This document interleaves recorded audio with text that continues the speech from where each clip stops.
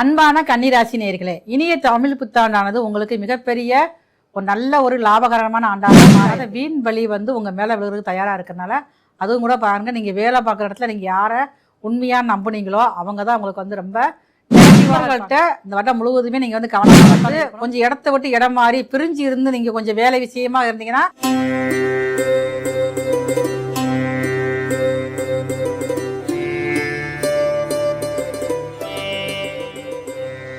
அன்பான ஜோதிடர் யுகம் டிவி நேயர்களுக்கு மருத்துவ ஜோதிடர் எஸ்ஆர் சங்கரேஸ்வரியன் அன்பான வணக்கங்கள்.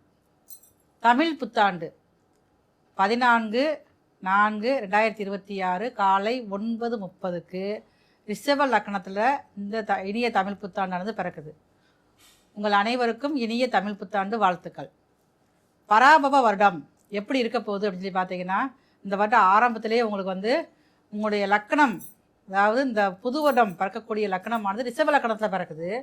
ரிஷப லக்னத்துக்கு 2ஆம் இடத்துல மிதுன வீட்டில் பாருங்களேன், தனகாரகரான குரு இருக்கார். தனகாரகர் மட்டும் அவர் இல்லை, காலபுருஷனுக்கு 9ஆம் அதிபதி பாக்கியாதிபதியான குரு பகவான் பிறக்கக்கூடிய லக்னத்துக்கு 2ஆம் இடத்துல இருக்கிறதுனால இந்த இனிய தமிழ் புத்தாண்டானது நிறைய நல்ல மாற்றங்களில் உலகியல் ரீதியாக நல்ல மாற்றங்களை கொண்டு வருவதற்காக தயாராக இருக்கிறது. இந்த இனிய தமிழ் புத்தாண்டில் பொதுவாக நம்ம பார்க்குறப்ப பாருங்கள், உலக நாட்டுகளில் பாருங்கள் அதிகமான சண்டை சச்சரவுகள், அது போர் பற்றிய பயம் எல்லாத்துக்குமே இருக்குது. இப்போ பாருங்கள், ஆரம்பமே நமக்கு ஒரு பதற்றத்தை கொடுக்குற மாதிரி இருந்தாலும் இந்த லக்னம் பிறக்கக்கூடிய நாட்களில் தமிழ் புத்தாண்டு பிறக்கக்கூடிய நேரத்தில் பாருங்கள் உங்களுக்கு நிறைய அந்த நம்ம நாட்டுக்குள்ள எதிர்ப்புகள் ரொம்ப குறையும். இப்போ தங்கத்தை பொறுத்தளவுக்கும் பாருங்களேன், அதோடைய விலைகள் இன்னும் கொஞ்சம் அதிகரிக்கத்தான் செய்யும். இப்போ கொஞ்சம் குறையிற மாதிரி இருந்தாலும் அடுத்து இன்னும் கொஞ்சம் அதிகப்படுத்தக்கூடியதாக தான் இருக்குது. விவசாயிகளுக்கு நல்ல ஒரு நேரமாக இருக்கிறது. ஆனால் விவசாயிகள் எல்லாருமே கொஞ்சம் எந்த ஒரு விஷயம் நீங்கள் விவசாயம் செஞ்சாலும் அந்த காலத்துக்கு ஏற்ப நீங்கள் பயிரிட்டால் மட்டும்தான் உங்களை லாபத்தை அதிகமாக ஏற்படுத்த முடியும். ஒரு சில இடங்களில் நிறைய அவங்களுக்கு மழை அதிகமாக பெய்யும். ஒரு சில இடங்களில் பார்த்திங்கன்னா வறட்சி அதிகரிக்கக்கூடிய வருடமாக இந்த இனிய தமிழ் புத்தாண்டு இருக்குது. சரி, இப்போ நம்ம இந்த தமிழ் புத்தாண்டு நம்ம என்ன செய்யலாம் அப்படின்னு பார்த்தீங்கன்னா, நம்மளுடைய தமிழர்களுடைய வழக்கம் என்ன அப்படின்னு பார்த்தீங்கன்னா, தமிழ் வருஷம் புத்தாண்டு பிறக்கிறப்பே முக்கணி, மா பலா வாழைன்னு சொல்லக்கூடிய முக்கணிகள், அடுத்து பாருங்கள் கண்ணாடி, அதாவது வாசனையான மலர்கள், எல்லா வகையான மலர்கள், அது மட்டுமே இல்லாமல் பணம் எல்லாம் வச்சு ஒரு தாம்பாளத்தில் வச்சு நம்ம காலையில் கண் விழிக்கிறப்பயே நம்ம அதை நம்ம பார்த்துட்டு விழிச்சோம் அப்படின்னம்னா நமக்கு இந்த ஒரு வருடமானது இனியதாக மாறக்கூடிய வாய்ப்புகள் அதிகமாக இருக்குது. அன்றைக்கு நம்ம என்ன சமையல் பண்ணலாம் அப்படின்னு சொல்லி பார்த்தீங்கன்னா, அதாவது பச்சடி, இந்த மாங்காய் பச்சடியில் அறுசுவையான உணர்வுகள் இருக்குது. அப்போ நமக்கு என்னதான் இந்த தமிழ் புத்தாண்டு ஆரம்பத்திலேருந்து நம்முடைய ஜாதக ரீதியாக நிறைய ஒரு துயரங்கள் கஷ்டப்படக்கூடிய அனுபவங்கள் இருந்தாலுமே பாருங்களேன், அந்த புத்தாண்டு பிறக்கக்கூடிய நாளில் நம்ம இந்த மாதிரியான நிகழ்வுகள் நம்ம செஞ்சிட்டோம்னா நமக்கு அதுவே பார்த்துக்கங்க லாபமானதாக அதிர்ஷ்டமானதாக மாறுவதற்கு வாய்ப்புகள் அதிகமாக இருக்குது. இப்போ ஒவ்வொருத்தருக்கும் ஒவ்வொரு ராசிக்கும் மேச முதல் மீன வரை ஒவ்வொரு ராசிக்கும் தமிழ் புத்தாண்டு என்ன நல்ல விஷயங்கள் கொடுக்க போகுது, இதில் நீங்கள் கவனமாக இருக்கணும். வீடு கட்டலாமா, இல்லை வீடு வாங்கலாமா, இடம் வாங்கலாமா, இருக்கிற இடத்த விற்கலாமா, வேலை மாற்றம் வருமா அப்படிங்கிற சந்தேகங்களை தீர்க்கிறதுக்காக ஒவ்வொரு ராசிக்கான பலன்கள் வர இருக்கிறது. அன்பான கன்னிராசி நேயர்களே, இனிய தமிழ் புத்தாண்டானது உங்களுக்கு மிகப்பெரிய ஒரு நல்ல ஒரு லாபகரமான ஆண்டாக மாற இருக்கிறது.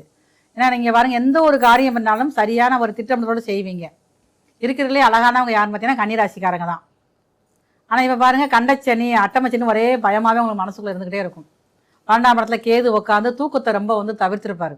தூங்கவே முடியாத அளவுக்கு மனசுக்குள்ளே ஒரு குழப்பங்கள் அதிகரிச்சுட்டே இருந்திருக்கும். அதுக்கெல்லாம் ஒரு தீர்வாகத்தான் இந்த தமிழ் புத்தாண்டு உங்களுக்கு இருக்குது. நீங்கள் உங்களால் முடிஞ்ச அளவுக்கு அடுத்தவங்களுக்கு உதவி செய்வீங்க. நட்புக்கு அதே மாதிரி நீங்கள் முக்கியத்துவம் கொடுப்பீங்க. ஆனால் பாருங்கள், நட்பாலேயே பிரச்சனைகள் அதிகமாக சந்திக்கக்கூடியவங்க நீங்கள் தான்.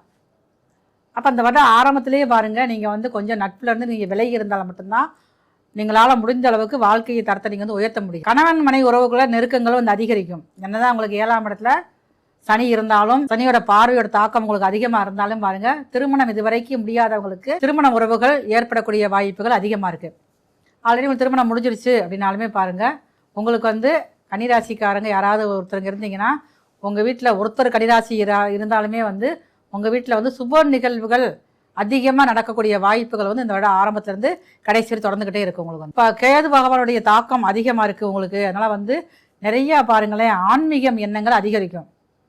ஆனால் ஆன்மீக ஸ்தலங்களுக்கு போக முடியாத அளவில் தவிப்பு உங்களுக்கு இருந்துகிட்டே இருக்கும். இந்த வட்டம் முழுவதுமே உங்களுக்கு அப்படித்தான் இருக்கும்.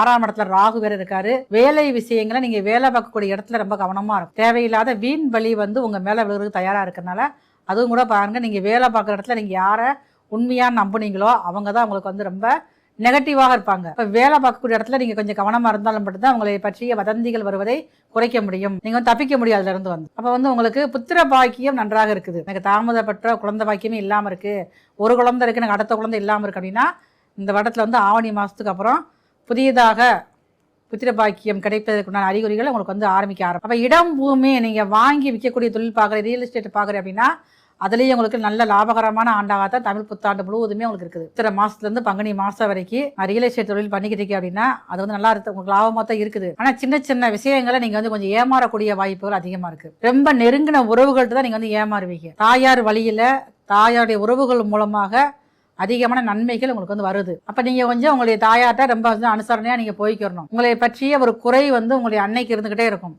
எப்போ தான் லைஃப்பில் முன்னேற போகிறான்னு தெரியலையே, எல்லா அப்படியும் நாளைக்கு இவன் மட்டும் தான் இப்படி இருக்கானே, ஒரு இடத்துல நடந்தாமல் வேலை பார்க்க மாட்டேங்கானே அப்படிங்கிற மன வருஷம் இருந்துக்கிட்டே இருக்கும். அந்த குறையை நீங்கள் வந்து இந்த வருடத்தில் வந்து நீங்கள் இறுதியில் நீங்கள் வந்து பூர்த்தி பண்ணுவீங்க. வெளிநாடு போக நினச்சிங்கன்னா எடுக்கிற இடத்த விட்டு நீங்கள் மாறக்கூடிய வாய்ப்புகள் அதிகமாக இருக்குது. அந்த மாற்றத்தை நீங்கள் வந்து பயன்படுத்திக்க. அரசாங்க வேலைக்காக எதிர்பார்த்துக்கிட்டு இருக்கிறேன், நீங்கள் பணம் மட்டும் கட்ட வேண்டாம், ஆனால் முயற்சி எடுத்துக்கின்றால் அதில் கண்டிப்பாக முடியும்.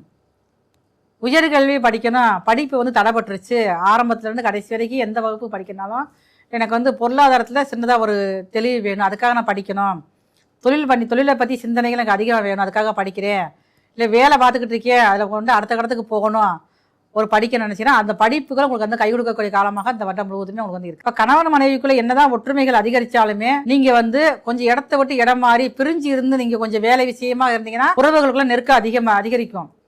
இது வரைக்கும் நாங்கள் பிரிஞ்சு தான் இருக்கோம் அப்படின்னா இந்த வருடத்தில் வந்து வைகாசி மாதத்துக்கு அப்புறம் நீங்கள் வந்து 2 பேரும் சேர்ந்து இருக்கக்கூடிய வாய்ப்புகள் வந்து அதிகமாக இருக்குது. ஏன்னா குரு பகவானுடைய பார்வையானது வைகாசி மாதத்துக்கு அப்புறம் உங்கள் ராசிக்கு 3ஆம் இடத்தையும் பார்க்குறாரு, 5ஆம் இடத்தையும் பார்க்குறாரு, 7ஆம் இடத்தையும் பார்வை இருக்கிறனால இது வரைக்கும் பிரிஞ்சிருந்த தம்பதிகள் எல்லாமே கன்னிராசி சேர்ந்து இருந்தீங்கன்னா சேர்ந்து வாழக்கூடிய வாய்ப்புகள் வந்து அதிகமாக இருக்குது. இப்போ நண்பர்கள்ட்ட இந்த வருடம் முழுவதுமே நீங்கள் வந்து கவனமாகத்தான் இருக்கணும். கவனமாக இல்லை அப்படின்னா எதையாவது ஒரு வழியில் சிக்க வச்சுருவாங்க உங்களை வந்து. இப்போ புதியதாக சொத்துக்கள் வாங்கக்கூடிய வாய்ப்புகள் வந்து ஐப்பசி மாதத்துக்கு பின்பகல இருக்குது. இது கன்னிராசியை சேர்ந்தவங்க வந்து விவசாயம் பார்க்குறீங்க அப்படின்னா விவசாயம் பார்க்குறவங்களுக்கு வந்து நல்ல ஒரு அதிகமான லாபம் கிடைக்கும். கால்நடை நான் வளர்த்துக்கிட்டு இருக்கேன் நான் அப்படின்னா கால்நடை மூலமாக உங்களுக்கு கொஞ்சம் லாபங்கள் அதிகரிப்பது கொஞ்சம் குறையும். அப்போ ஏதாவது ஒரு கால்நடைக்கு ஒரு பிரச்சனை வரக்கூடிய வாய்ப்பு அதிகமாக, கால்நடை வளர்ப்பில் கொஞ்சம் நீங்கள் கவனமாக இருந்துக்கணும். உங்களால் முடிந்த அளவுக்கு கன்னிராசிக்காரங்க முடிஞ்ச அளவுக்குலாம் நீங்கள் வந்து பாருங்கள், அப்போக்கப்போ வந்து உங்கள் ஊரில் இருக்கக்கூடிய பெருமாள் கோயிலுக்கு நீங்கள் போயிட்டு வாங்க. இது வந்து டெய்லி நீங்கள் போனீங்கன்னா அந்த வருடம் முழுவதுமே நல்ல அமைப்பாக இருக்கும். ஏன்னா அவங்க ராசிக்கு 12ஆம் இடத்துல கேது பகவான் இருக்கார். அப்போ ஏதாவது முயற்சி எடுத்து நீங்கள் செஞ்சேன்னு நினச்சிக்கிட்டே இருப்பீங்க பாருங்கள், தடை ஏற்றுக்கிட்டே இருக்கும் உங்களுக்கு வந்து. அப்போ ஒன்று பெருமாள் கோயிலுக்கு டெய்லி போய் வளர்க்க வச்சுருக்கங்க, இல்லைன்னா விநாயகருக்கு ஒரு சின்னதாக போய் ஒரு வழிபாடு பண்ணிட்டு இருந்தீங்கன்னா அன்றைய நாள் முழுவதும் சிறப்பானதாக இருக்கும். கண்டச்சனி ஏற்கனவே ஆரம்பத்தில் நீங்கள் இருக்கீங்க.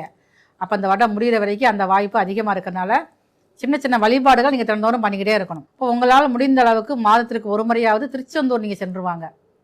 திருச்செந்தூர் வந்து செவ்வாய்க்கிழமை இரவு போய் புதன்கிழமை காலையில் வழிபாடு பண்ணிட்டு வந்தீங்கன்னா இந்த வருடம் முழுவதுமே இனிய வருடமாக இருப்பதற்கு வாய்ப்புகள் அதிகமாக இருக்குது. இது வரைக்கும் நாம் வந்து பார்த்துக்கிட்டு எல்லாமே பாருங்களேன் 12 ராசிக்குமான இனிய தமிழ் புத்தாண்டின் பொது பலன்கள் மட்டும்தான்.